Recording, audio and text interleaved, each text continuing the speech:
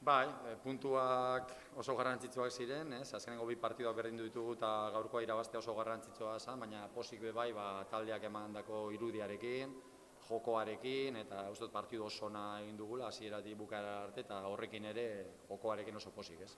Taldeak kristu maila eman du, atzetik egundatxe den aldian, baina buelta eman dio. Bai, bueno, askotan zer dan futbola, ez? Uste dut lehenengo zatian hobeak izan garela eta ez da, bueno, emaitza utz bat egin dugu, hori egia da. Eta eduki duten aukera bakarrean gola sartu dute eta guk eduki ditugun guztiak ez ditugu baliatu.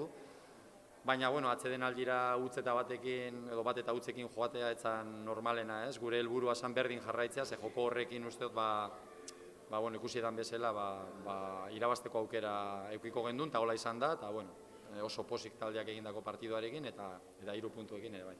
Agresibidade gehiago eskatzen zenion taldeari erasoan, eta gaur uste lortu dela. Bai, ailegatu gara gora, jendearekin, eta batez ere berdinketa lortu dugunean, asko gustatu zait garaipenaren bila joan garela, hori ere mentalidade aldetik uste oso garrantzitsua dela, ez?